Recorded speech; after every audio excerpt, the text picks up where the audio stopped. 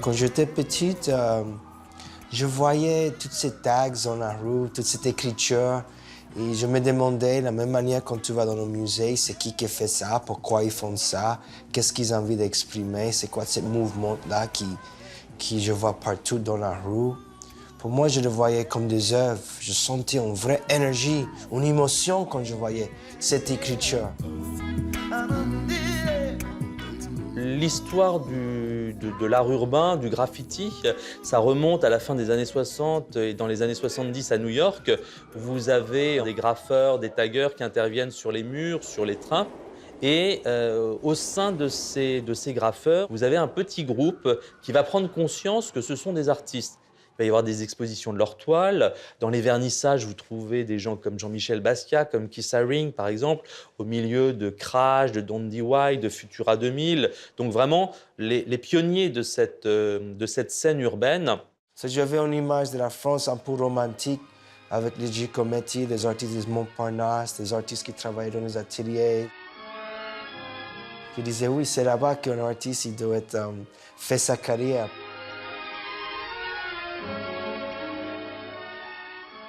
Dès les années 80, la France a été une des portes d'entrée pour les graffeurs américains qui ont trouvé des amis, tout simplement, et plus de liberté qui commençait vraiment à perdre à New York. C'était une sorte de hub, de plateforme où les graffeurs pouvaient se rencontrer et ensuite voyager partout en Europe. L'auteur de cette affiche, c'est Speedy Graffito. Là, on lui a demandé de décorer une voiture. Parce qu'en 86, par exemple, j'avais fait une affiche pour le ministère de la Culture quand la gauche est arrivée au pouvoir, qui s'appelait La ruée vers l'art. Banlieue, banlieue, Blek, Raphaël Gray, Speedy Graffito, Ménager, Vive la peinture et les globaux étaient réunis vendredi dernier. Aujourd'hui, les peintres sont partout, ils peignent partout, surtout sur les objets, dedans et dehors. Premier groupe, Vive la peinture. Il fallait que la ville change, il fallait plus ces murs gris, il fallait que la couleur revienne et qu'elle occupe l'espace. C'était ça l'utopie aussi, c'était changer la vie, elle était là, elle se changeait d'elle-même, les murs changeaient de couleur, c'est une histoire merveilleuse d'ailleurs, qui continue. Nous ne sommes qu'au tout début d'une aventure esthétique nouvelle et je crois passionnante.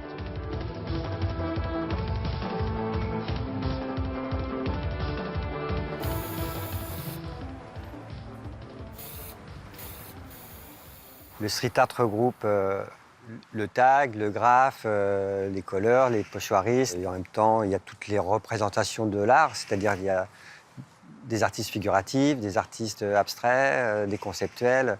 Donc ça englobe un petit peu tout. Et puis on a un seul nom générique pour tout, donc forcément on n'est pas issus tous de la même culture.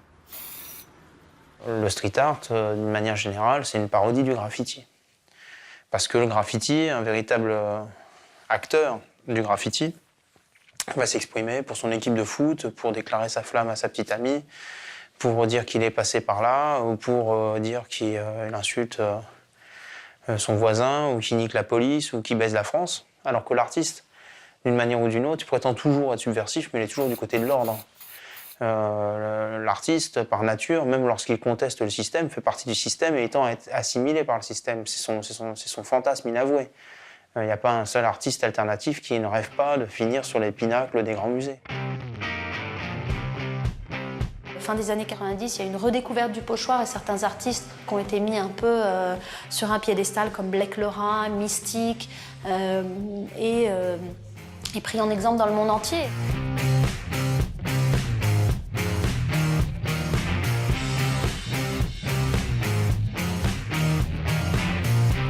Il y a eu un mélange de tags, de pieces, de pochoirs.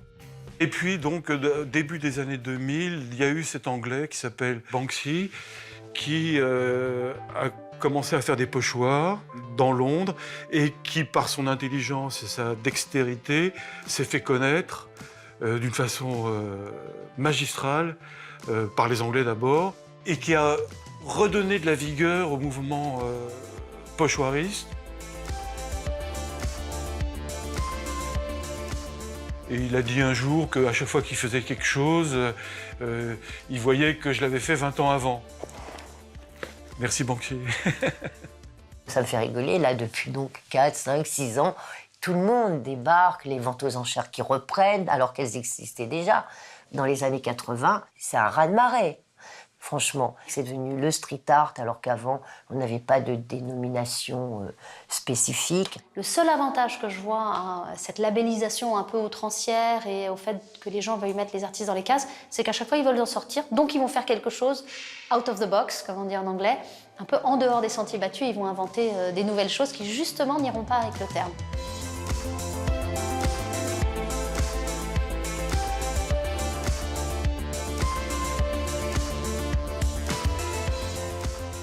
On est en train de vivre un moment charnière. C'est le mouvement le plus important de l'histoire de l'art, dans l'histoire de l'art, hein, de tous les temps, et c'est incroyable. On a la chance, vous, moi et tous les gens qui nous regardent, de vivre le mouvement artistique du XXIe siècle. On a Picasso et ses copains devant nous. C'est comme si je portais un tag sur ma face constamment, en fait. Tu vois, c'est le tag facial ultime, en fait, que j'ai.